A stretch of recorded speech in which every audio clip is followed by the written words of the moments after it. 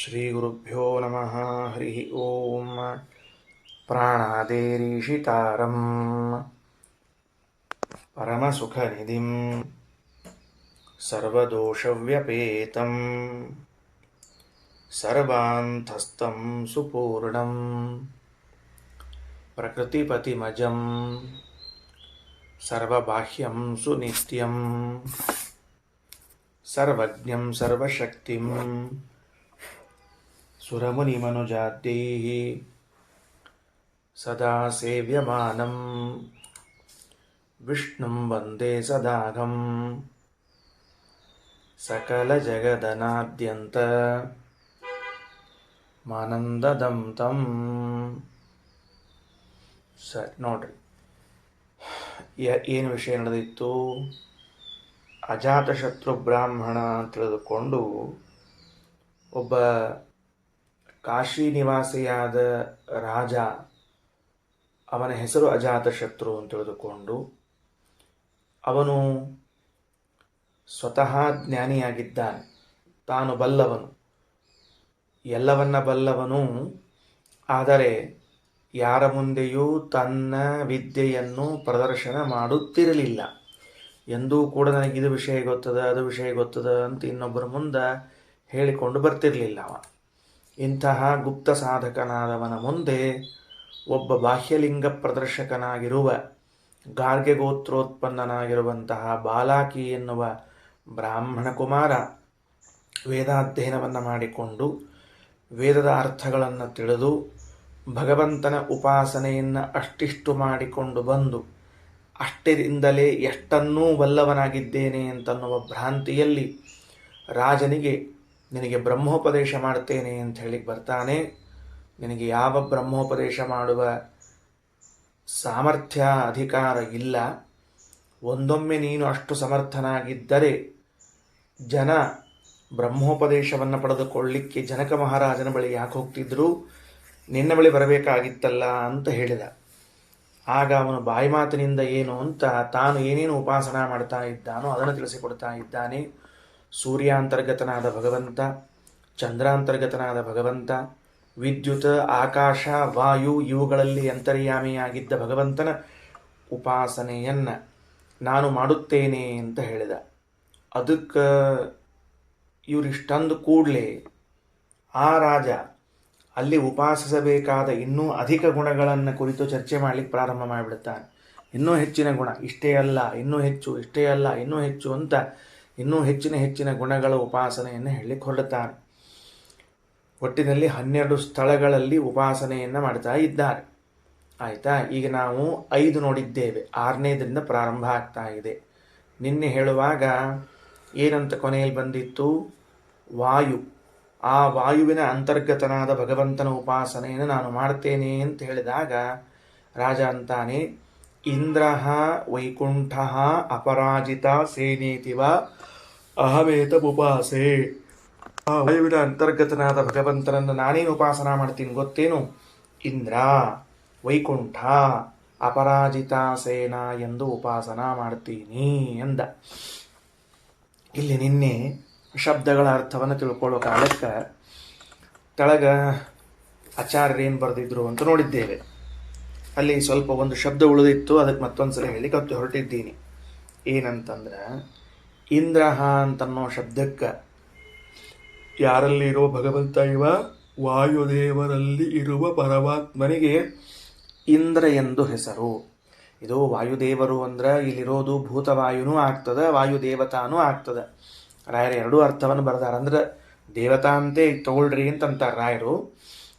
ವಾಯುದೇವರು, ಆ ವಾಯುದೇವರ ಅಂತರ್ಯಾಮಿಯಾದ ಭಗವಂತನಿಗೆ ಇಂದ್ರ ಅಂತ ಒಂದು ಗುಣ.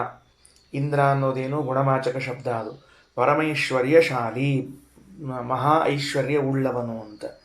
ಇನ್ನು ವೈಕುಂಠ ಅಂತನ್ನೋ ಶಬ್ದ ಇದೆ. ನಾನು ನಿನ್ನೆ ಸಾಯಂಕಾಲ ಪಾಠದಲ್ಲಿ ಹೇಳುವಾಗ ವಿಕುಂಠಾದೇವಿಯ ಮಗನಾಗಿದ್ದ ಅಂತಿಷ್ಟೇ ಹೇಳಿದ್ದೀನಿ. ಆದರೆ ರಾಯರು ವ್ಯಾಖ್ಯಾನ ಮಾಡುವಾಗ ವಿಗತಂ ಕುಂಠನಂ ಪರಾಭವ ಯಸ್ಯಾಸೌ ವಿಕುಂಠ ಸಯೇವ ವೈಕುಂಠ ಅಂತ ಬರಿತಾ ಇದ್ದಾರೆ. ಅಂದರೆ ವೈಕುಂಠ ಶಬ್ದಕ್ಕೆ ಪರಾಭವರಹಿತ ಅಂತ ಅರ್ಥ ಬರ್ಕೊಳ್ಬೇಕು. ಬರ್ಕೊಳ್ಬೇಕು. ವೈಕುಂಠ ಶಬ್ದದ ಮುಂದೆ ಪೆನ್ಸಿಲ್ ಮಾರ್ಕ್ ಮಾಡಿಕೊಂಡು ವೈಕುಂಠ ಅಂದರೆ ಪರಾಭವರಹಿತ, ಸೋಲಿಲ್ಲದವನು ಅಂತ ಅರ್ಥ. ಸೋಲಿಲ್ಲದವನು.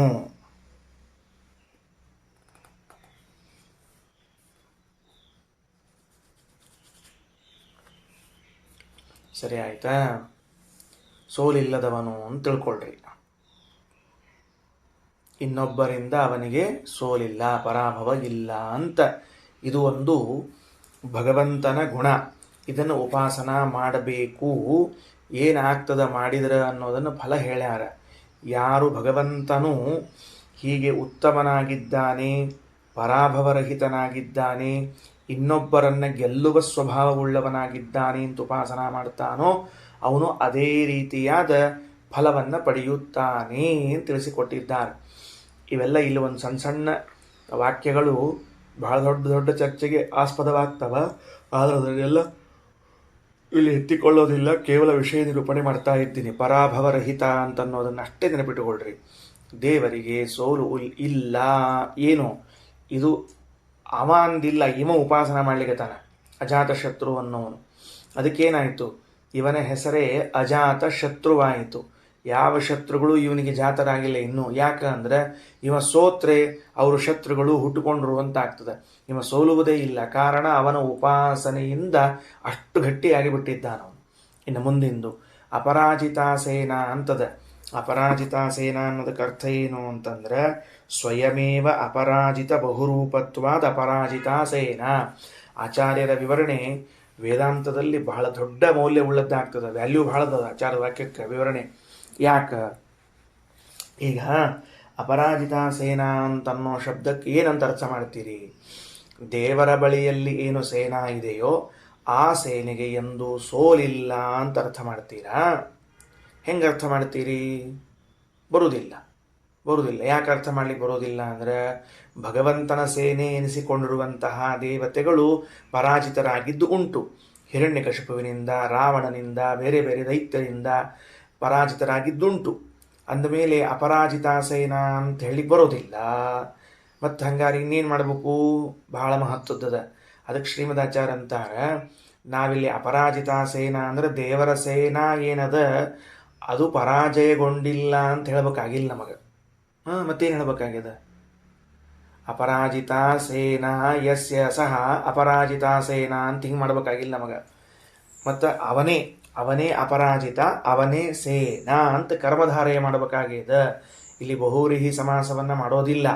ಬಹುವ್ರೀಹಿ ಸಮಾಸ ಮಾಡಿದರೆ ಯಾರ ಸೇನೆಯು ಎಂದೂ ಪರಾಜಯಗೊಂಡಿಲ್ಲೋ ಅವನು ಅಂತ ಅರ್ಥ ಬರ್ತದೆ. ನಮಗೆ ಆ ಅರ್ಥ ಬೇಕಾಗಿಲ್ಲ. ಸೋಲಿಲ್ಲದವನೂ ಅವನೇ, ಸೇನೆಯೂ ಅವನೇ, ಸೈನ್ಯವೂ ಅವನೇ, ಈ ಅರ್ಥದಲ್ಲಿ ಮಾಡಬೇಕಾಗಿದೆ. ಅದಕ್ಕೇನು ಕರೀತಾರೆ? ಕರ್ಮಧಾರೆಯ ಸಮಾಸ ಅಂತ ಕರೀತಾರೆ. ಹೆಂಗೆ ಮಾಡ್ಬೇಕು ಅದನ್ನು ಕರ್ಮಧಾರೆಯ ಸಮಾಸ ಅನ್ನೋದನ್ನು? ರಾಮಶ್ಚ ಅಸೌ ಕೃಷ್ಣಶ್ಚ ರಾಮಕೃಷ್ಣ. ಇವನೇ ರಾಮ, ಇವನೇ ಕೃಷ್ಣ. ಹಿಂಗೆ ಅರ್ಥ ಮಾಡಿದರೆ ಪೀತಾಂಬರ ಶುಕ್ಲಾಂಬರ ಅಂತದ. ಶುಕ್ಲಂ ಅಂಬರಂ ಯಸ್ಯ ಸಹ ಶುಕ್ಲಾಂಬರ ಅಂತ ಬಹುವ್ರೀಹಿ. ಅದಕ್ಕಿಲ್ಲಿ ನಾವೇನು ಮಾಡ್ಲಿಕ್ಕೆ ಹೊರಟಿದ್ದೀವಿ? ಅಪರಾಜಿತಾ ಸೇನಾ ಅಂತನ್ನುವ ಕಾಲಕ್ಕೆ ಯಾರ ಸೈನ್ಯವು ಸೋಲು ಇಲ್ಲದಿಲ್ಲವೋ ಅವನು ಅಂತ ಹಿಂಗೆ ಅರ್ಥ ಅಲ್ಲ. ಸ್ವತಃ ಅವನು ಪರಾಜಯರಹಿತನಾಗಿದ್ದಾನೆ, ಅವನೇ ಸೈನ್ಯ ನೆನೆಸಿದ್ದಾನೆ. ಅದು ಹೆಂಗ್ರಿ? ಒಬ್ಬ ಇದ್ದಾನೆ ದೇವರು, ಅವನು ಹೆಂಗೆ ಸೈನ್ಯ ಆಗ್ತಾನೆ? ಸೈನ್ಯ ಅಂದರೆ ಬಹಳ ಇರಬೇಕಲ್ಲ ಅಂತಂದ್ರೆ ಬಹುರೂಪತ್ವಾತ್ ಸೇನಾ. ತಳಗಡೆಗೆ ಭಾಷ್ಯ ಓದ್ರಿ, ಆಗ ಅರ್ಥ ಆಗ್ತದೆ. ಸ್ವಯಮೇವ ಅಪರಾಜಿತ ಬಹುರೂಪತ್ವಾತ್ ಅಪರಾಜಿತಾ ಸೇನಾ ಭಗವಾನ್. ಆಚಾರ್ಯರು ಏನು ಇಂಡಿಕೇಟ್ ಮಾಡ್ಲಿಕ್ಕತ್ತಾರ? ಕರ್ಮಧಾರೆಯ ಸಮಾಸ ಮಾಡ್ರಿ ಅಂತ ತೋರಿಸಿಕತ್ತಾರ.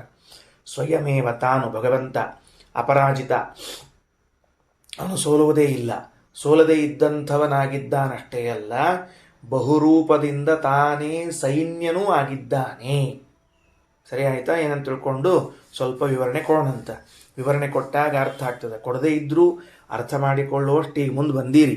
ಆದರೂ ನಾನು ಕೊಡಬೇಕು, ನನ್ನ ಇಚ್ಛಾ ವೈಯಕ್ತಿಕ, ಅದಕ್ಕೆ ಕೊಡ್ತಿರ್ತೀನಿ ಅಷ್ಟೇ. ದೇವರಿಗೆ ಇನ್ನೊಂದು ಹೆಸರದ, ವಿಶ್ವಕ್ಸೇನಾ ಅಂತ ಹೆಸರದ. ಭಾಗವತದಲ್ಲಿ ಬರುವಾಗ ಏನದು? ನೋತ್ಪಾದಯೇದ್ಯಧಿರತಿಂ ವಿಶ್ವಕ್ಸೇನ ಕಥಾಶ್ರಯಾಂ ಶಮಯೇವ ಹಿ ಕೇವಲಂ ಅಂತದ. ವಿಶ್ವಕ್ಸೇನನ ಕಥೆಯನ್ನು ಕೇಳಿದ ಮೇಲೂ ನಿಮಗೆ ಭಕ್ತಿ ಹುಟ್ಟಲಿಲ್ಲ ಅಂತ ಅಂದರೆ ಆಗ ನೀವು ಮಾಡಿದ್ದು ದಣಿವು ಬರೀ ಕೆಲಸ ಇಲ್ಲದ್ದು ಅಂತ ಆಗ್ಬಿಡ್ತದೆ. ಶ್ರಮಪಟ್ರಿ ಅಂತ ಇಷ್ಟ ಆಗ್ತದೆ ಅಂತ ಹೇಳೋ ಕಾಲಕ್ಕೆ ವಿಶ್ವಕ್ಸೇನ ಅಂತ ಭಗವಂತನಿಗೆ ಕರೆದಾರ. ಅದರ ಅರ್ಥ ಏನು ಅಂದರೆ, ಅವನ ಸೇನಾ ಜಗತ್ತಿನಲ್ಲಿ ಎಲ್ಲ ಕಡೆಗೆ ತುಂಬಿಕೊಂಡದ್ದರಿಂದ ಅವನಿಗೆ ವಿಶ್ವಕ್ಸೇನ ಅಂತ ಕರೀತಾರೆ. ವಿಶ್ವಕ್ಸೇನ ವಿಶ್ವಕ್ಸೇನ ಅಂತ ದೇವತೆಯೂ ಇದ್ದಾರೆ.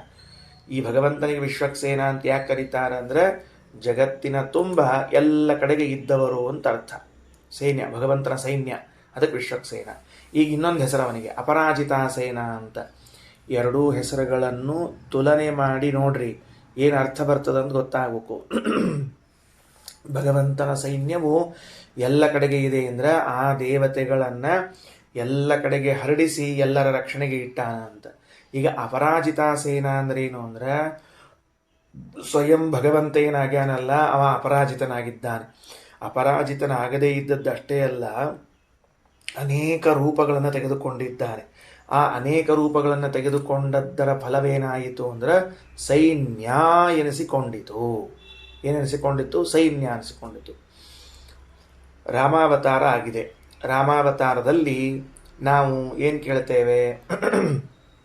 ಸೀತಾನ್ವೇಷಣೆಗೆ ಹೋಗುವಾಗ ಕಪಿಗಳೆಲ್ಲ ಸಹಾಯಕ್ಕೆ ಬಂದರು ಅಂತ ಕೇಳ್ತೇವೆ. ಕಪಿಗಳೆಲ್ಲ ಏನಾಗಿದ್ರು? ಸಹಾಯಕ್ಕೆ ಬಂದರು ಅಂತ. ಆದರೆ ದಂಡಕಾರಣದಲ್ಲಿ ಇದ್ದಾಗ ಅವತ್ತಿನ ಕಾಲದಲ್ಲಿನ 14,000 ಸಂಖ್ಯೆಯ ರಾಕ್ಷಸರು ಬಂದಿದ್ದಾರೆ. 14,000 ಅಂದರೆ ಲೆಕ್ಕ ಹಾಕಿ ಬರ್ತದಲ್ಲ ಒಂಚೂರೇನಂತ ಹೇಳಿ, ಅಷ್ಟೂ ಜನರು. ಮತ್ತೆ ಆಮೇಲೆ ರಾವಣನ ಜೊತೆಗೆ ಯುದ್ಧ ಮಾಡುವಂತಹ ಕಾಲದಲ್ಲಿದ್ದ ಕಪಿಗಳು, ಇವರೆಲ್ಲರನ್ನೂ ಕೂಡ ಒಬ್ಬನೇ ರಾಮಚಂದ್ರ ಸಂಹಾರ ಮಾಡ್ತಾನೆ. ಇದರಿಂದ ಏನು ತಿಳಿದು ಬರ್ತದೆ? ಅವನಿಗೆ ಪರಾಜಯವಿಲ್ಲ ಅಂತ. ಮೊದಲನೇದ್ದು, ಹೆಂಗೆ ಸಂಹಾರ ಮಾಡಿದ್ದಾನೆ ಅಂದರೆ, ಎಲ್ಲಿ ನೋಡಿದಲ್ಲಿ ರಾಮ ಕಾಣಲಿಕ್ಕೆ ಪ್ರಾರಂಭ ಮಾಡ್ತಾ ಇದ್ದಾನೆ. ಸ್ವಯಮೇವ ಅಪರಾಜಿತ ಬಹುರೂಪತ್ವಾತ್ ಅಪರಾಜಿತ ಸೇನಾ. ಆ ರಾವಣನ ಜೊತೆ ಯುದ್ಧ ಮಾಡುವಾಗ ರಾವಣನ ರಾಕ್ಷಸರಿಗೆ ದಿಕ್ಷು ವಿದಿಕ್ಷು ಊರ್ಧ್ವ ಅಧಃ ಎಲ್ಲ ಕಡೆಗೂ ಒಂದೊಂದು ರಾಮರೂಪಗಳು ಕಾಣ್ತಾ ಇವೆ. ಅದೇನು ಭ್ರಾಂತಿ ಅಲ್ಲ. ಏನು ಭ್ರಾಂತಿ ಅಲ್ಲ?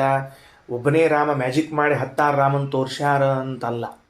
ಅಷ್ಟು ರೂಪಗಳಿಂದ ಭಗವಂತ ಕಾಣಿಸಿಕೊಂಡಿದ್ದಾನೆ. ಇದೇ ಬಹುರೂಪತ್ವಾತ್ ಅಪರಾಜಿತ ಸೇನ. ಎಲ್ಲಿ ನೋಡಿದರೂ ಎಡಕ್ಕೆ ಹೋಗ್ತಾರೆ ಅಲ್ಲೊಬ್ಬ ರಾಮ ಇದ್ದಾನೆ, ಮುಂದೆ ಹೋಗ್ತಾರೆ ಅಲ್ಲೊಬ್ಬ ರಾಮ ಇದ್ದಾನೆ. ರಾಮ ಇದ್ದಂಗೆ ಕಾಣಿಸ್ತಿಲ್ಲ, ರಾಮ ಇದ್ದಂಗೆ ಕಾಣಿಸ್ತಿಲ್ಲ, ಅಲ್ಲಿ ರಾಮನೇ ಇದ್ದ. ಅರ್ಜುನ ಸಂಶಪ್ತಕರ ವಧೆಯನ್ನ ಮಾಡುವಾಗ ಒಂದು ಉಪಾಯ ಮಾಡಿದ. ಇವೆಲ್ಲ ಗಮನಿಸಬೇಕು, ಶಾಸ್ತ್ರದಲ್ಲಿ ಸೂಕ್ಷ್ಮವಾಗಿ ಹೇಳಿದ್ದನ್ನು. ಅರ್ಜುನ ಸಂಶಪ್ತಕರ ವಧೆಯನ್ನ ಮಾಡುವಾಗ ಒಂದು ಉಪಾಯವನ್ನು ಮಾಡಿದ. ಏನು ಅಂದರೆ, ಒಂದು ಬಾಣವನ್ನು ಬಿಟ್ಟ. ಆ ಬಾಣ ಹೆಂಗಿತ್ತು ಅಂದರೆ, ಅದರ ಪ್ರಭಾವ, ಮಂತ್ರಪ್ರಭಾವ ಎಲ್ಲರಿಗೂ ಏನನ್ನಿಸ್ಲಿಕ್ಕೆ ಶುರುವಾಯಿತು ಅಂದರೆ, ಎದುರಿಗಿದ್ದ ರಾಕ್ಷಸನೇ ಇವ ಅರ್ಜುನ ಅಂತ ಅನ್ನಿಸ್ಲಿಕ್ಕೆ ಶುರುವಾಯ್ತು ರೀ. ಎದುರಿಗಿದ್ದ ಒಬ್ಬ ಇದ್ದ ನಾವು ಸಂಶಪ್ತಕ, ಇವನೇ ಅರ್ಜುನ ಅಂತ ಭ್ರಾಂತಿ ಉಂಟಾಗಿ ಪರಸ್ಪರ ತಾವು ಕಚ್ಚಾಡಿಕೊಂಡು ಸತ್ತು ಹೋದರು. ಇದು ಒಂದು ರೀತಿಯ ಕ್ರಮ ಅದ. ಇಲ್ಲಿ ಅರ್ಜುನ ಅಂತ ಕಾಣಲಿಕ್ಕೆ. ಆದರೆ ರಾಮ ಮಾಡಿದ್ದೇನು ಅಂತಂದ್ರೆ, ತನ್ನದೇ ಆದ ಅನಂತ ರಾಮರೂಪಗಳನ್ನು ತೆಗೆದಿದ್ದಾನೆ ಹೊರಗಡೆಗೆ. ಅದಕ್ಕೆ ಸ್ವಯಮೇವ ಅಪರಾಜಿತ ಬಹುರೂಪತ್ವಾತ್ ಅಪರಾಜಿತ ಸೇನಾ ಭಗವಾನ್. ಇನ್ನು ಅಶ್ವತ್ಥಾಮಾಚಾರ್ಯರು ಶಿಬಿರದಲ್ಲಿ ಮಲಗಿರುವಂತಹ ಉಪಪಾಂಡವರನ್ನು ಕೊಲ್ಲಬೇಕು ಅಂತ ಬಂದಿರುವಾಗ ಶಿಬಿರದ ಸುತ್ತಲೂ ಬಹುಕೋಟಿ ಸ್ವರೂಪಿಣ ವಾಸುದೇವೇನ, ಶ್ರೀಮದಾಚಾರ್ಯರು ತಾತ್ಪರ್ಯದಲ್ಲಿ ಹೇಳ್ತಾರೆ, ಬಹುಕೋಟಿ, 1-2 ಅಲ್ಲ, ಬಹಳ ಕೋಟಿ ಕೃಷ್ಣ ರೂಪಗಳು ಶಿಬಿರದ ಸುತ್ತುವರೆದು ನಿಂತುಕೊಂಡಿದ್ದುವಂತ. ಅಶ್ವತ್ಥಾಮಾಚಾರ್ಯನ ಒಳಗೆ ಬಿಡ್ಲಿಕ್ಕೆ ತಯಾರಿಲ್ಲ ಉಪಪಾಂಡವ ರಕ್ಷಣಾ ಮಾಡಲಿಕ್ಕೆ. ಅಂದಮೇಲೆ ಸ್ವಯಮೇವ ಅಪರಾಜಿತ ಬಹುರೂಪತ್ವಾತ್ ಅಪರಾಜಿತ ಸೇನಾ. ಹಿಂಗ ಒಂದೊಂದು ಅವತಾರಗಳಲ್ಲೂ ಅವ. ನರಸಿಂಹಾವತಾರದಲ್ಲೂ ಹಿಂಗೇ ಅದ. ಹಿಂಗೇನು ಮಾಡ್ಯಾನ ಭಗವಂತ? ಅಂತಹ ಸೈನ್ಯವನ್ನು ತಾನೇ ಮಾಡಿಟ್ಕೊಂಡ್ಬಿಟ್ಟ. ಓಕೆ, ಮುಂದೆ ಹೋಗೋಣಂತ. ಜಿಷ್ಣು ಉತ್ತಮ ಅನ್ಯೇಷಾಂ ಜೇತ ಅನ್ಯತಸ್ತ್ಯಜಾಯಿ. ಅನ್ಯತಸ್ತ್ಯಜಾಯಿ ಅನ್ನೋ ಶಬ್ದಕ್ಕೆ ಇನ್ನೊಬ್ಬರನ್ನು ಜಯಿಸುವನು ಅಂತ ಅರ್ಥ. ತಾನು ಸೋಲುವುದಿಲ್ಲ, ಇನ್ನೊಬ್ಬರನ್ನು ಸೋಲಿಸುತ್ತಾನೆ. 2 ಗುಣ ಇರಬೇಕು. ಮುಂದೆ ಇಷ್ಟು ವಾಯುವಿನ ವಿಷಯದಲ್ಲಿ ಬಂತು. ಇನ್ನು ಮುಂದೆ ಅಗ್ನಿಗೆ ಹೋಗೋಣಂತ. ಸಹೋವಾಚ ಗಾರ್ಗ್ಯ, ಅವನೂ ಬಿಡ್ಲಿಲ್ರಿ. ಗಾರ್ಗ್ಯ ಪಂಡಿತನೂ ಬಿಡಲಿಲ್ಲ, ಅವನು ಶಣೆ ಇದ್ದಾನೆ. ಮತ್ತೆ ಅವೇನು ಮಾಡಿದ? ಯಯೇವ ಅಯಂ ಅಗ್ನೌ ಪುರುಷಃ ಏತಮೇವಾಹಂ ಬ್ರಹ್ಮೋಪಾಸೆ. ಈ ಅಗ್ನಿಸ್ಥನಾಗಿರುವಂತಹ ವಿಷ್ಣು ಇದ್ದಾನಲ್ಲ, ಅಗ್ನಿಸ್ತನಾದ ವಿಷ್ಣು ಅವನನ್ನೇ ನಾನು ಬ್ರಹ್ಮ ಅಂತ ಉಪಾಸನ ಮಾಡ್ತಾ ಇದ್ದೀನಿ ಅಂತಂದಾಗ ಸಹೋವಾಚ ಅಜಾತಶತ್ರು. ಆಗ ಅಜಾತಶತ್ರು ಅಂತಾನ ಏನಂತ ಮಾಮ ಏತಸ್ಮಿನ್ ಸಂವದಿಷ್ಟಾ, ಈ ಅಜ್ಞಂತರ್ಗತನಾದ ಭಗವಂತನ ಉಪಾಸನೆಯ ವಿಷಯದಲ್ಲಿ ನನ್ನ ಜೊತೆಗೆ ವಿವಾದ ಸಂವಾದ ಮಾಡಬೇಡ. ಯಾಕ ವಿಷಾಸಹಿ ಇತಿವಾ ಅಹಮೇನ ಉಪಾಸಯಿತಿ, ನಾನು ಅಗ್ನಿಸ್ಥನಾದ ಭಗವಂತನನ್ನು ಏನಂತ ಉಪಾಸನೆ ಮಾಡ್ತೀನಿ? ವಿಷಾಸಹಿ ಅಂತ ಉಪಾಸನ ಮಾಡ್ತೀನಿ. ಏನು ಹಂಗಂದ್ರೆ ಕೆಳಗಾಚಾರ ಭಾಷ್ಯ, ವಿಷಾಸಹಿ ಅಸಹ್ಯ, ಸಹಿ ಶತ್ರುಗಳಿಗೆ ಸಹಿಸಲು ಅಸಾಧ್ಯನಾದವನು.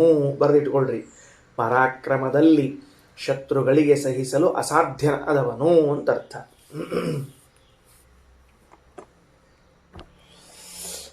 ವಿಷಾಸಹಿ ಅಗ್ನ್ಯಂತರ್ಗತನಾದ ಪರಮಾತ್ಮನಿದ್ದಾನ, ಅವನ ಪರಾಕ್ರಮ ಹೆಂಗದ ಅಂದ್ರೆ ಅವನ ಪರಾಕ್ರಮವನ್ನ ಯಾರೂ ಶತ್ರುಗಳು ಸಹನ ಮಾಡಲಾರರು. ಆದ್ದರಿಂದ ಅವನಿಗೆ ವಿಷಾಸಹಿ ಅಂತ ಕರೀತಾರ.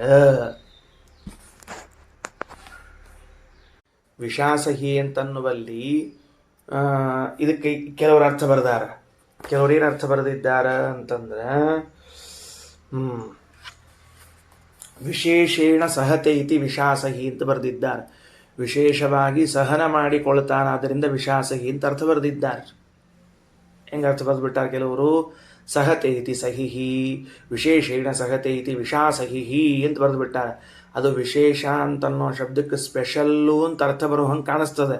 ಆದರೆ ಶ್ರೀಮದಾಚಾರ್ಯ ಅಂತಾರೆ ಇಲ್ಲಿ ವಿಷಾಸಹಿ ಅನ್ನೋ ಶಬ್ದಕ್ಕೆ ವಿ ಅನ್ನೋದು ನಿಷೇಧ ಅಂತ ಅರ್ಥ, ನ ಅನ್ನೋ ಅರ್ಥವನ್ನು ಮಾಡ್ಲಿಕ್ಕತ್ತದೆ.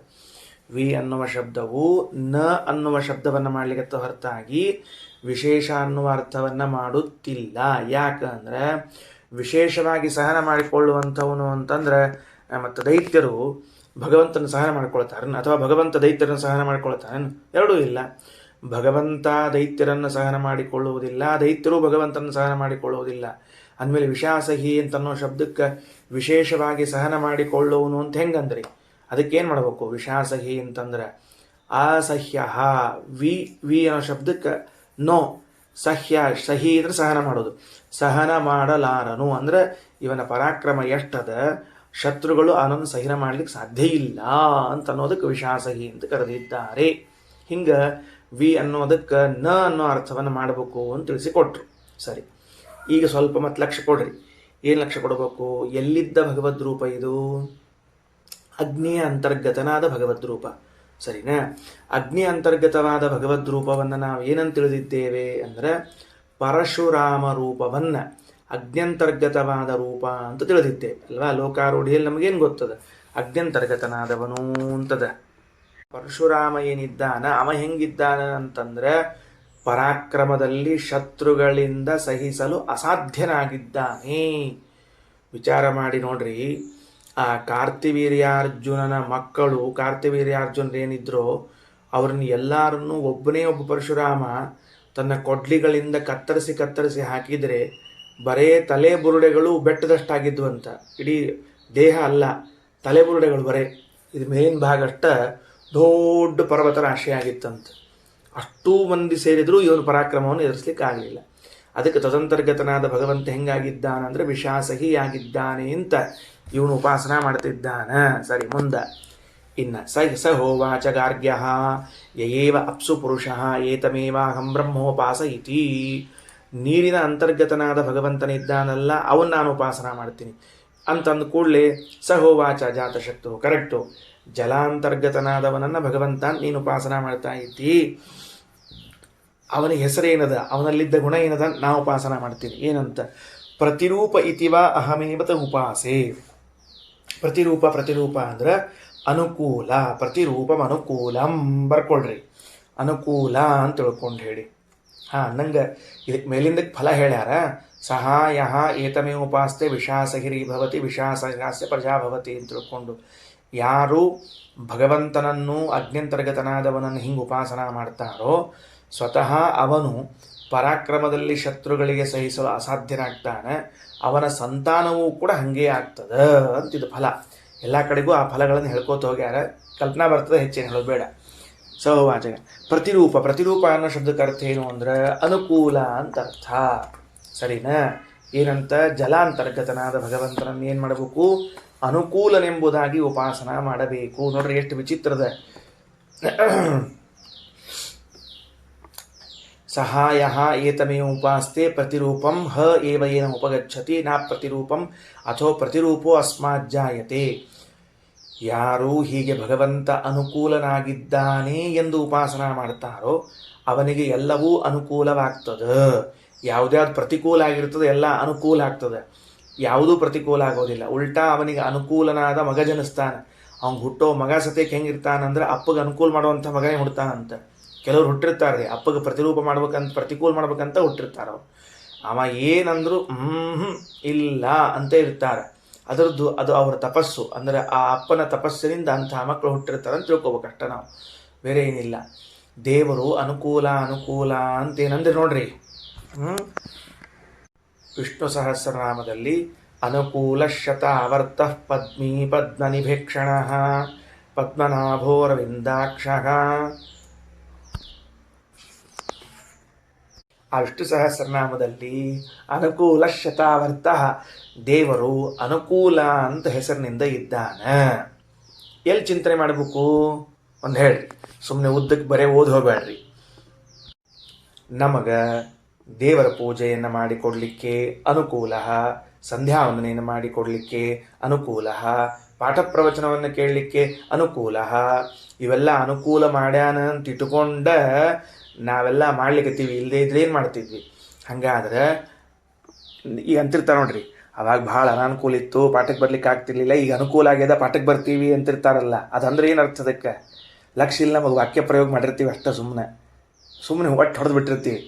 ಅವಾಗ ಭಾಳ ಅನಾರೋಗ್ಯ ಆಗಿತ್ತು, ಅವಾಗ ಭಾಳ ಮನ್ಯಾಗ ಕೆಲಸ ಇದ್ದು, ಇಲ್ಲ ಜ್ಞಾ ಮುಂಜಿ ಏನೇನೋ ಬಂದಿದ್ವು, ಅನಾನುಕೂಲ ಭಾಳ ಇತ್ತು, ಈಗ ಅನುಕೂಲ ಆಗ್ಯದ ಅಂತ.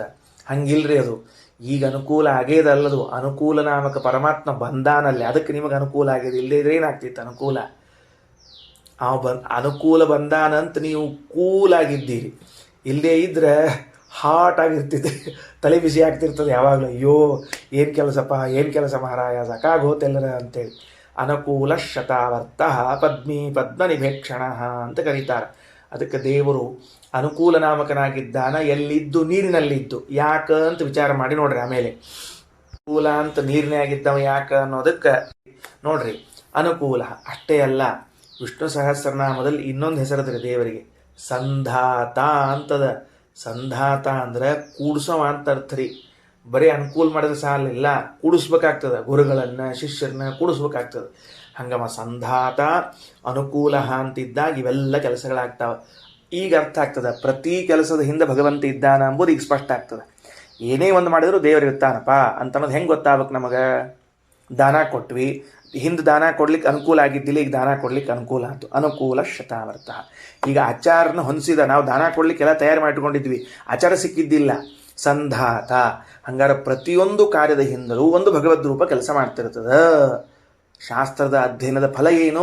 ಭಗವಂತನಲ್ಲಿ ಹೆಚ್ಚೆಚ್ಚು ನಮಗೆ ಭಕ್ತಿ ಬರಬೇಕು. ಅದಕ್ಕೆ ಸರಿ. ಇನ್ನು ಜಲಾಂತರ್ಗತನಾದ ಭಗವಂತನ ಹೆಸರೇನಪ್ಪ? ಅನುಕೂಲನೆಂಬುದಾಗಿ ಅಂತ ತಿಳಿದಿದ್ದಾರೆ. ಅನ್ಕೊಂಡಿನ ಮತ್ತೆ ನನಗೆ ಹಿಂಗೆ ಅನಿಸ್ತದೆ, ಕೆಲವು ವಸ್ತುಗಳಿಗೆ ಪ್ರತಿಕೂಲ ಆಗಿರ್ತಾವ. ಆದರೆ ನೀರು ಅನ್ನೋದೇನಿರ್ತದೆ ನೋಡ್ರಿ, ಎಲ್ಲ ವಸ್ತುವಿಗೂ ಅನುಕೂಲ ಆಗಿರ್ತದೆ. ಉದಾಹರಣೆಗೆ ನೀವು ನೀರನ್ನು ತೆಗೆದುಕೊಂಡು ಯಾವುದೇ ಪಾತ್ರೆಯಲ್ಲಿ ಹಾಕಿದರೂ ಕೂಡ ಅದು ಏನಾಗ್ತದೆ ಹೇಳಿ ನೋಡಂತ. ನೀರು ಯಾವುದೇ ಪಾತ್ರೆಯಲ್ಲಿ ಹಾಕಿದರೂ ಕೂಡ ಅದೇನಾಗ್ತದೆ ಅಂದ್ರೆ ಆ ಪಾತ್ರೆಯ ಆಕಾರದಲ್ಲಿ ಹೊಂದ್ಕೊಂಡ್ಬಿಡ್ತದೆ, ಅಡ್ಜಸ್ಟ್ ಆಗ್ತದೆ. ಅದು ಅಡ್ಜಸ್ಟ್ಮೆಂಟ್ ಅನ್ನೋದೇನದು ನೋಡ್ರಿ, ಇದೇ ನೀರಿನಲ್ಲಿದ್ದ ದೊಡ್ಡ ಗುಣ. ಅದು ನೀವು ದೊಡ್ಡ ಬಾಟ್ಲಿಗಳಿಗೆ ಹಾಕಿದ್ರಿ, ಬಾಟ್ಲಿ ಆಕಾರ, ಪಾತ್ರೆಗಳಿಗೆ ಹಾಕಿದ್ರಿ, ಪಾತ್ರೆ ಆಕಾರ, ತಟ್ಟಿಗಳಿಗೆ ಹಾಕಿದ್ರಿ, ತಟ್ಟೆ ಆಕಾರ. ಅದು ಕಿರಿಕಿರಿ ಮಾಡಂಗಿಲ್ಲ. ನಾವು ಮಾಡೋ ಹಂಗೆ ನಮ್ಮನ್ನು ಇಲ್ಲಿ ಕೂಡಿಸೋಗ್ಬಿಟ್ಟು ಅಲ್ಲಿ ಕೂಡಿಸಿದ್ರಿ ಅಂದ್ರೆ ಕಿರಿಕಿರಿ ಶುರು ಮಾಡ್ಬಿಡ್ತೀವಿ ನಾವು. ನನ್ನ ಯಾಕೆ ಅಲ್ಲಿ ಕೂಡಿಸಿದ್ರಿ ನೀವು? ನನ್ನ ಏನಂತ ತಿಳ್ಕೊಂಡಿದ್ದೀರಿ ನೀವು? ವಿಶೇಷವಾಗಿ ಊಟಕ್ಕೆ ಮತ್ತು ಪಾಠಕ್ಕೆ, ಎಲ್ಲರ ಪಾಠಕ್ಕೆ ಅಂದರೆ ಪ್ರವಚನಕ್ಕೆ ಇತ್ಯಾದಿ ದೊಡ್ಡ ದೊಡ್ಡ ಕಾರ್ಯಕ್ರಮಗಳಲ್ಲಿ ನನ್ನ ನೀವು ಮುಂದೆ ಕೂಡಿಸ್ಬೇಕಾಗಿತ್ತು. ಹಿಂದೆ ಯಾಕೆ ಕೂಡಿಸಿದ್ರಿ? ಕಿರಿಕಿರಿ. ವಾಟಕದೊಳಗೆ ನೀರು ಹಾಕಿರೋದು ಕಿರಿಕಿರಿ ಮಾಡಿ, ನಾನು ವಾಟಕದಾಗ ಯಾಕೆ ಹಾಕಿದಿಪ್ಪ, ತಂಬಿಯಾಗ ಹಾಕಬೇಕಾಗಿತ್ತು ಅನ್ನಂಗಿಲ್ಲ. ಬೆಳ್ಳಿ ತಂಬಿಯಾಗ ಯಾಕೆ ಹಾಕಲಿಲ್ಲ ನೀವು, ನನ್ನ ಸ್ಟೀಲಿನ ತಂಬಿಯಾಗ ಯಾಕೆ ಹಾಕಿರಿ ಕೇಳಂಗಿಲ್ಲ.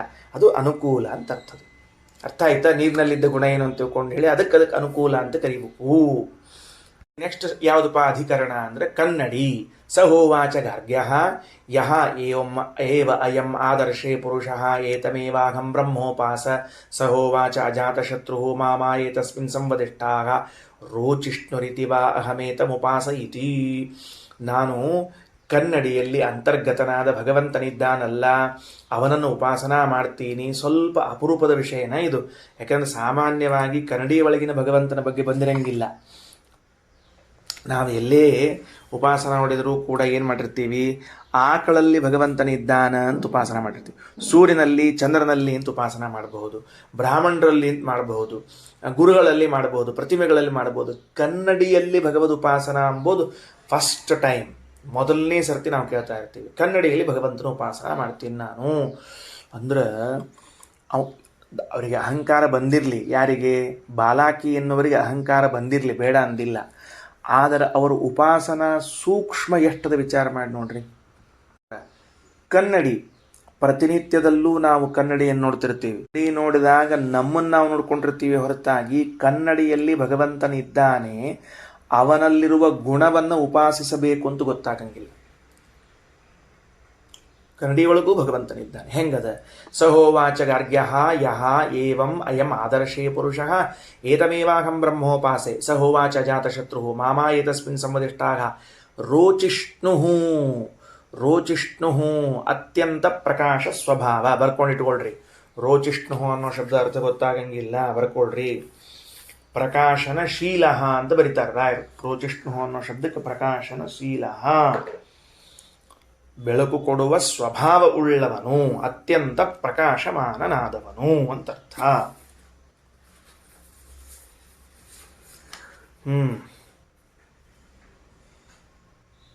ಇಬ್ರು ಹಂಗ ಬರೆದಾರ. ರಘುತ್ತಮ ಸ್ವಾಮಿಗಳವರು, ಮಂತ್ರಾಲಯ ಸ್ವಾಮಿಗಳವರಿಬ್ಬರು ಕೂಡ ರೋಚಿಷ್ಣು ಪ್ರಕಾಶನಶೀಲ ಅಂತೆ ಬರೆದಿದ್ದಾರೆ. ಅಂದ್ರೆ ಮತ್ತು ಅತ್ಯಂತ ಪ್ರಕಾಶ ಸ್ವಭಾವ ಅಂತೆ ಅರ್ಥ. ಸ್ವಭಾವ ಅದು ಮುಖ್ಯದ ನಮಗೆ. ಶೀಲ ಶಬ್ದಕ್ಕೆ ಸ್ವಭಾವ ಅಂತ ಅರ್ಥ. ಪ್ರಕಾಶ ಸ್ವಭಾವ. ಸಹಜವಾಗಿಯೇ ಲೋಕದಲ್ಲಿ ಕೆಲವು ಪದಾರ್ಥಗಳು ಪ್ರಕಾಶ ಕೊಡುವ ಸ್ವಭಾವ ಉಳ್ಳದ್ದಾಗ್ಯಾವ. ಅಗ್ನಿ, ಚಂದ್ರ, ರತ್ನ ಮುತ್ತುಗಳು, ರತ್ನ, ಆಮೇಲೆ ವೈಢೂರ್ಯ, ಇವುಗಳೆಲ್ಲ ಮತ್ತು ನಕ್ಷತ್ರಗಳು, ಇವೆಲ್ಲವೂ ಕೂಡ ಪ್ರಕಾಶ ಕೊಡುವ ಸ್ವಭಾವ ಆಗಿದೆ. ಆದರೆ ಕನ್ನಡಿಯಲ್ಲಿರುವಂತಹ ಭಗವಂತ ಹೆಂಗಿದ್ದಾನ ಅಂತಂದ್ರೆ ರೋಚಿಷ್ಣು ಪ್ರಕಾಶ ಕೊಡುವ ಸ್ವಭಾವದವನಾಗಿದ್ದಾನೆ.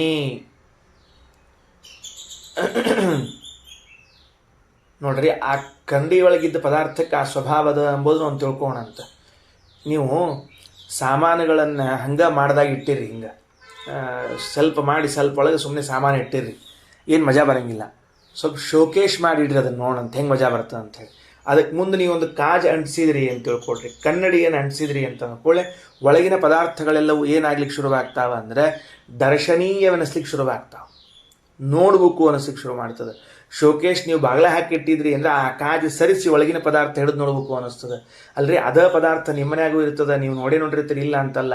ಆದರೆ ಅದನ್ನು ಸಾಮಾನ್ಯವಾಗಿಡೋಕ್ಕಿಂತ ಕನ್ನಡಿಯ ಹಿಂಬದಿಯಲ್ಲಿ ಇಟ್ಟಾಗ ಆ ಕಾಜಿನ ಆ ಬದಿಯಲ್ಲಿ ಇದ್ದದನ್ನು ನೋಡಿದ ಕೂಡಲೇ ನಮಗೇನು ಅನ್ನಿಸ್ತದೆ ಅಂದರೆ ಅದು ನೋಡ್ಬೇಕು, ಚಂದದ ಅಂತ ಅನ್ನಿಸ್ತದೆ. ಯಾಕೆ?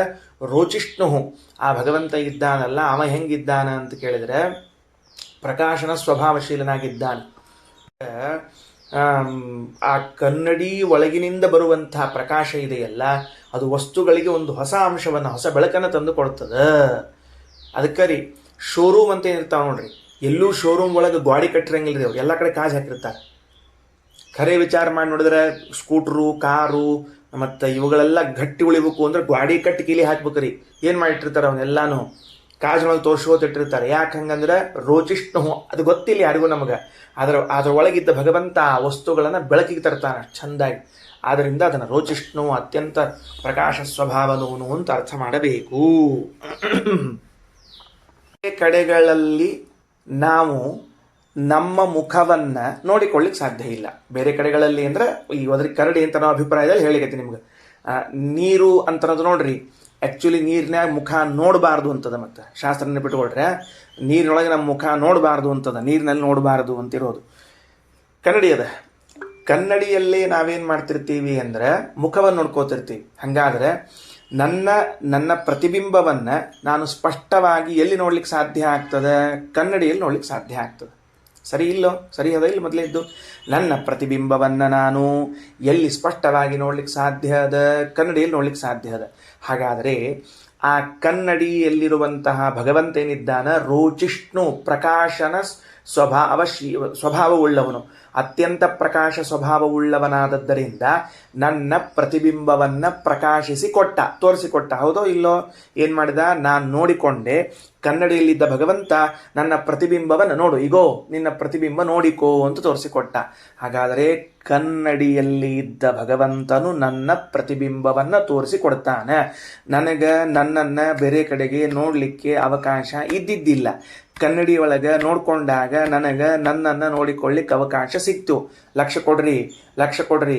ಈಗ ನಾನು ನಿಮ್ಮನ್ನು ನೋಡಬಹುದು, ನೀವು ನನ್ನನ್ನು ನೋಡಬಹುದು. ಕ್ಯಾಮ್ರಾ ಅದ, ಆ ಕನ್ನಡಿ ಇತ್ತಲ್ಲ, ಅದಕ್ಕೇನಾಯ್ತು ಅಂದ್ರೆ ಆಗ ನನ್ನನ್ನು ನಾನು ನೋಡಬಹುದು.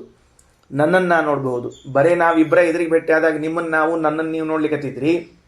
ಅದರ ಕನ್ನಡಿಯನ್ನು ಹಿಡ್ಕೊಂಡಾಗ ನಾನೇನು ಮಾಡ್ಲಿಕ್ಕೆ ಸಾಧ್ಯ ಆಯಿತು? ನನ್ನ ಪ್ರತಿಬಿಂಬವನ್ನು ನೋಡ್ಲಿಕ್ಕೆ ಸಾಧ್ಯ ಆಯಿತು. ಸರಿನಾ? ಇಲ್ಲಿಗೆ ಬಂದ್ಬಿಟ್ರಿ. ಈಗ ಒಂದು ಸಣ್ಣ ಟ್ವಿಸ್ಟ್ ಮಾಡೋಣ ಅಂತ, ಚೇಂಜ್ ಮಾಡೋಣ ಅಂತ. ಏನು ಚೇಂಜ್ ಮಾಡೋಣ ಅಂತ ಹೇಳಿದರೆ, ಸುಮಧ್ವ ವಿಜಯದಲ್ಲಿ ಹೇಳುವಾಗ 16ನೇ ಸರ್ಗದಲ್ಲಿ ಕೊನೆಗೆ ಎಲ್ಲ ದೇವತೆಗಳು ಶ್ರೀಮದಾಚಾರ್ಯರಿಗೆ ಪುಷ್ಪವೃಷ್ಟಿಯನ್ನು ಮಾಡ್ತಾ ಇರುವಾಗ ಏನು ಹೇಳಿದರು ಅಂದರೆ, ಆದರ್ಶಂ ಗುಣಗಣ ದರ್ಶನೇ ಮುರಾರೇಹೇ ಸತ್ಶಾಸ್ತ್ರಂ ರಚಿತ ಮನೇನ ವರ್ಣಯಂತಹ. ಶ್ರೀಮದಾಚಾರ್ಯರು ಸರ್ವಮೂಲ ಗ್ರಂಥಗಳನ್ನೇನು ಬರೆದಿದ್ದಾರೆ, ಇವೆಲ್ಲವೂ ಕೂಡ ಭಗವಂತನ ಗುಣದರ್ಶನಕ್ಕೆ ಕನ್ನಡಿ ಅಂತ ಬರೆದಿದ್ದಾರೆ. ಏನು ಬರೆದಿದ್ದಾರೆ? ಭಗವಂತನ ಗುಣಗಳ ದರ್ಶನಕ್ಕೆ ಕನ್ನಡಿ ಅಂತ ಬರೆದಿದ್ದಾರೆ. ಸರಿ ಆಯ್ತಾ? ಆದರ್ಶಂ ಗುಣಗಣ ದರ್ಶನೇ ಮುರಾರೇಹೇ ಸತ್ಶಾಸ್ತ್ರಂ ರಚಿತ ಮನೇನ ವರ್ಣಯಂತಹ. ಹಾಗಾದರೆ ಶ್ರೀಮದಾಚಾರ್ಯರು ನಮಗೇನು ಸರ್ವಮೂಲ ಗ್ರಂಥಗಳನ್ನು ಕೊಟ್ಟಿದ್ದಾರೋ, ಈ ಸರ್ವಮೂಲ ಗ್ರಂಥಗಳು ಏನೆನಿಸ್ಯಾವ ಅಂತ ಕೇಳಿದರೆ ಭಗವಂತನ ಗುಣದರ್ಶನಕ್ಕೆ ಕನ್ನಡಿ ಎನಿಸ್ಯಾವ. ಹೆಂಗೆ ನಾವು ಕನ್ನಡಿಯಲ್ಲಿ ನಮ್ಮ ಪ್ರತಿಬಿಂಬವನ್ನು ನೋಡ್ತೀವಿ, ಹಂಗೆ ಶ್ರೀಮದಾಚಾರ್ಯ ರಚನೆ ಮಾಡಿಕೊಟ್ಟ ಸರ್ವಮೂಲ ಗ್ರಂಥಗಳೆಂಬ ಕನ್ನಡಿಯಲ್ಲಿ ಉಲ್ಟಾ ನಮ್ಮ ಬಿಂಬನಾದ ಭಗವಂತನನ್ನು ಕಾಣ್ತೀವಿ. ಉಲ್ಟಾ ಅಷ್ಟೇ. ಈಗ ಒಂಚೂರು ಹಿಂಗಾಗಿದೆ, ಹಿಂಗಿತ್ತು ಹಿಂಗಾಗಿದೆ. ಕನ್ನಡಿ ಇತ್ತು, ಈಗ ಸರ್ವಮೂಲ ಬಂದ ಕೂಡಲೇ ಏನಾಯ್ತು? ಹಿಂಗೆ ಉಲ್ಟಾ ಆತಷ್ಟೇ. ನಾವೇ ಪ್ರತಿಬಿಂಬ, ಭಗವಂತನೇ ಬಿಂಬ. ಶ್ರೀಮದಾಚಾರ್ಯರು ರಚನೆ ಮಾಡಿಕೊಟ್ಟ ಸರ್ವಮೂಲವೆಂಬ ಕನ್ನಡಿ ಹೆಂಗದ ಅಂದ್ರೆ ಅದು ಉಲ್ಟಾ ತೋರಿಸ್ತದ ಅಂದ್ರೆ ನಾವು ನಮ್ಮ ಪ್ರತಿಬಿಂಬವನ್ನು ತೋರಿಸಂಗಿಲ್ಲ, ನಮ್ಮ ಬಿಂಬವನ್ನು ತೋರಿಸ್ತದೆ. ಹಾಗಾದರೆ ಶ್ರೀಮದಾಚಾರ್ಯರ ಗ್ರಂಥಗಳು ಸರ್ವಮೂಲಗಳು ಆದರ್ಶ ಕನ್ನಡಿ ಎನ್ನುವುದಾದರೆ ಅಲ್ಲಿಂದ ಭಗವಂತನ ಜ್ಞಾನ ಆಗ್ತಾ ಇದ್ರೆ ಅಲ್ಲಿದ್ದ ಭಗವಂತನಿಗೇನು ಉಪಾಸನ ಮಾಡಬೇಕು? ರೋಚಿಷ್ಣು ಅಂತ ಉಪಾಸನೆಯನ್ನು ಮಾಡಬೇಕು. ಸೊ ನಮ್ಮ ಶ್ರೀಮದಾಚಾರ್ಯ ಗ್ರಂಥಗಳಲ್ಲಿ ಇದ್ದ ಭಗವಂತ ರೋಚಿಷ್ಣು, ಅತ್ಯಂತ ಪ್ರಕಾಶ ಸ್ವಭಾವದವನಾಗಿದ್ದಾನೆ. ಅದನ್ನು ನೀವು ಅಧ್ಯಯನ ಮಾಡ್ತಾ ಇದ್ದೀರಿ ಈಗ. ಸೊ ನೀವೇನು ಮಾಡ್ಲಿಕ್ಕತ್ತೀರಿ? ಶ್ರೀಮದಾಚಾರ್ಯರ ಬೃಹದಾರಣ್ಯಕವೆಂಬುವಂತಹ ಗುಣಗಣ ದರ್ಶನೇ ಮುರಾರೇಹೇ ಆದರ್ಶಂ ಕನ್ನಡಿ ಹಿಡ್ಕೊಂಡಿದ್ದೀರಿ. ನಮಗೆ ಬಿಂಬನಾದ ಭಗವಂತ ಏನಿದ್ದಾನ ಅವ ಅಲ್ಲಿದ್ದಾನ. ಏನಂತ ನಮ್ಮನ್ನು ಮಾತಾಡ್ಸ್ಲಿಕ್ಕತ್ತಾನೀಗ ಅವ? ರೋಚಿಷ್ಣು. ನಾನೀಗ ಅತ್ಯಂತ ಪ್ರಕಾಶ ಸ್ವಭಾವದವ, ಬಾ ನನ್ನ ಜೊತೆ ಬಾ ಅಂತ ಮಾತಾಡಿಸ್ತಾ ಇದ್ದಾನೆ. ಯಾರು ಉಪಾಸನ ಮಾಡ್ತಾರೋ ಸಹಾಯ ಏತಮೇವ ಉಪಾಸ್ತೆ ರೋಚಿಷ್ಣುರಗ ಭವತಿ. ಅವನು ಪ್ರಕಾಶ ಸ್ವಭಾವವುಳ್ಳವನಾಗ್ತಾನೆ, ಅವನ ಮಕ್ಕಳು ಪ್ರಕಾಶ ಸ್ವಭಾವವುಳ್ಳವರಾಗ್ತಾರೆ. ಅಷ್ಟ ಅಲ್ಲ, ಅವ ಯಾರ ಜೊತೆಗೆ ವಾದ ವಿವಾದಕ್ಕೆ ಕೂಡ್ತಾನ ಅವರಿಗಿಂತ ಇವ ಹೆಚ್ಚಾಗಿ ಮೆರಿತಾನ ಅಂತ ಹೇಳಿಕತ್ತಾರ. ಅಥೋ ಯೈ ಸನ್ನಿಗಚ್ಚತಿ ಸರ್ವಾನ್ ಸ್ಥಾನತಿ ರೋಚತೆ. ಯಾವ ಜ್ಞಾನಿಗಳ ವರ್ಗದ ಜೊತೆಗೆ ಇವ ಸೇರಿಕೊಳ್ತಾನೋ ಅವರಕ್ಕಿಂತ ಇವ ಹೆಚ್ಚು ಅಂತ ಕರ್ಸ್ಕೋತಾನೆ. ನೆನಪಿಟ್ಕೊಳ್ರಿ. ಯಾಕ? ಇವನ ರೋಚಿಷ್ಣು ಅಂತ ಉಪಾಸನ ಮಾಡಿದ್ದಕ್ಕೆ. ಅಂದರೆ ಇವ ಅಲ್ಲ, ಇವರಪ್ಪ ಉಪಾಸನ ಮಾಡಿದ್ದಕ್ಕೆ ಆ ಮಗಗ ಆ ಫಲ ಬರ್ತದಂತ. ಚಲೋ ಅದ. ಮುಂದೆ ಇನ್ನು ಶಬ್ದವೆಂಬುವಂತಹ ಮತ್ತೊಂದು ಪ್ರಸಂಗದ ತಗೊಳ್ರಿ. ಸಹೋವಾಚ ಗಾರ್ಗ್ಯಃ ಯಹ ಏವ ಅಯಂ ಯಂತಂ ಪಶ್ಚಾತ್ ಶಬ್ದೋ ಅನುದ್ಯತೆ ಏತಮೇವಾಹಂ ಬ್ರಹ್ಮೋಪಾಸ ಇತಿ. ಈ ನಡ್ಕೋತ ಹೋಗ್ತಿರ್ತಾರಲ್ಲಪ್ಪ, ಆ ನಡೆದುಕೊಂಡು ಹೋಗುವಂತಹ ಪುರುಷನ ಹಿಂದೆ ಶಬ್ದ ಆಗ್ತದೆ. ಕಟ ಕಟ ಕಟ ಪಟ ಪಟ ಶಬ್ದ ಬರ್ತಿರ್ತದೆ. ಅಂಥ ಶಬ್ದದಲ್ಲಿದ್ದವನು ಭಗವಂತನೆಂಬುದಾಗಿ ಉಪಾಸನ ಮಾಡ್ತೀನಿ. ಭಾರಿ ಆಶ್ಚರ್ಯಪ್ಪ ಇದಿಲ್ಲರು, ಭಾರಿ ಆಶ್ಚರ್ಯ. ಫಸ್ಟ್ ಟೈಮ್ ಕೇಳೋದ ನಾವೆಲ್ಲ ಇದನ್ನು ನೆನಪಿಟ್ಕೊಳ್ರಿ. ಮತ್ತೆ ಹಂಗೆ ಅಗ್ದಿ ಭಯಂಕರ ನಾವು ಕೇಳಿಬಿಟ್ಟು ಒಂದು 100 ಸಲ ಹಿಂಗೆ ಅನ್ಕೊಳ್ಬೇಡ್ರಿ. ನಡ್ಕೊಂಡು ಹೋಗುವ ವ್ಯಕ್ತಿ ಹಿಂದೆ. ಅದಕ್ಕೆ ಸಹೋವಾಚ ಅಜಾತಶತ್ರು. ಅಜಾತಶತ್ರು ಅಂತಾನ. ಏನಂತಾನ ಅಜಾತಶತ್ರು? ಮಾಮ ಏತಸ್ಮಿನ್ ಸಂವದಿಷ್ಟಾಹ. ಇದನ್ನೇನು ಭಾಳ ನನಗೆ ಹೇಳಲಿಕ್ಕೆ ಹೋಗಬೇಡ ಅಂತಂತಾರೆ. ಯಾಕೆ ಭಾಳ ಹೇಳಲಿಕ್ಕೆ ಹೋಗಬೇಡ ಅಂತಂತಾರೆ ಅಂತಂದ್ರೆ ನೋಡ್ರಿ, ಅಲ್ಲಿ ಆ ನಡೆದುಕೊಂಡು ಹೋಗುವ ವ್ಯಕ್ತಿ ಹಿಂದೆ ಏನೊಂದು ಶಬ್ದ ಬರ್ತದೋ ಆ ಶಬ್ದದಲ್ಲಿ ಇದ್ದ ಭಗವಂತನ ಉಪಾಸನೆಯನ್ನು ಮಾಡ್ತೀನಿ ಅಂತಂದಾಗ ಅಜಾತಶತ್ರು ಅಂತಾನ, ಬರೀ ನೀ ಅಷ್ಟೇ ಉಪಾಸನಾ ಮಾಡ್ತೀನಿ, ನಾನೇನು ಉಪಾಸನಾ ಮಾಡ್ತೀನಿ. ಅಸುಹು ಇತಿವಾ ಅಹಮೇತಂ ಉಪಾಸೆ ಶಬ್ದ ನೋಡ್ಕೊಳ್ರಿ. ಅಸುಹು ಅಸುಹು ಅಂತ ತಿಳಿದುಕೊಂಡು ಅದಕ್ಕೆ ರಾಯರು ವ್ಯಾಖ್ಯಾನ ಮಾಡ್ತಾರೆ, ರಘುತ್ತಮ ಸ್ವಾಮಿಗಳವರು ವ್ಯಾಖ್ಯಾನ ಮಾಡ್ತಾರೆ. ಅಸುಹು ಅಂದ್ರೆ ಆಯುಷ್ಯಪ್ರದ. ಬರೆದಿಟ್ಕೊಳ್ರಿ, ಶಬ್ದ ಗೊತ್ತಾಗಂಗಿಲ್ಲ. ಅಸು ಅನ್ನೋ ಶಬ್ದಕ್ಕೆ ಆಯುಷ್ಯಪ್ರದ ಅಂತ ಅರ್ಥ.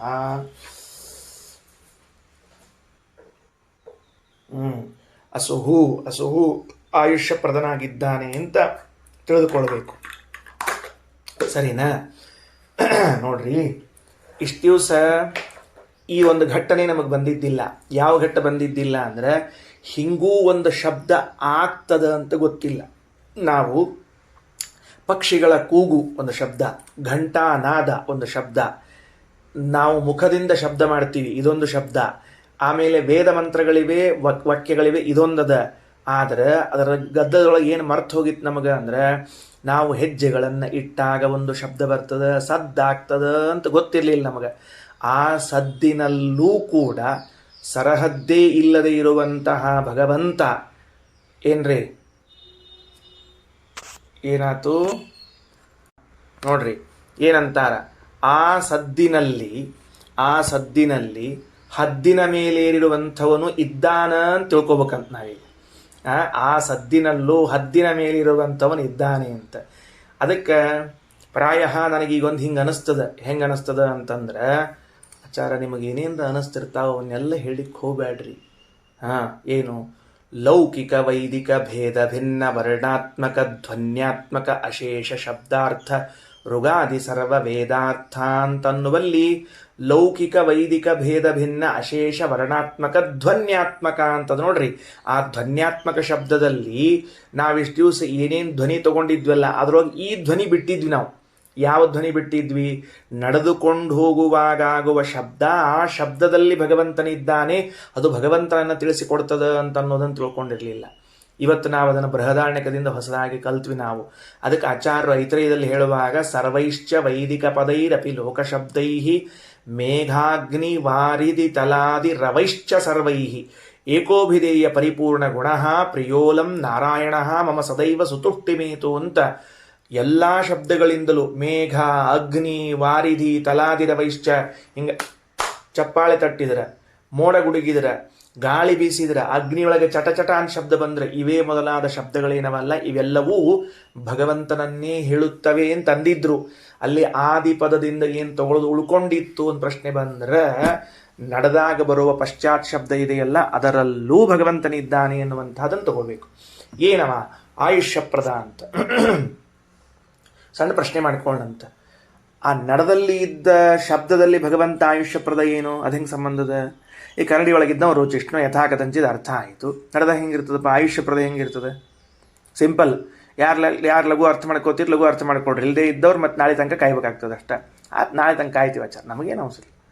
ಬ್ರಹ್ಮದೇವ್ರಿಗೆ 50 ವರ್ಷದ, ನಾವೇನು ಅವಸರಲೆ ಹೋಗೋದು ಅಲ್ಲಿ? ಏನು ಅವಸರಲೆ ಸುಮ್ಮನೆ.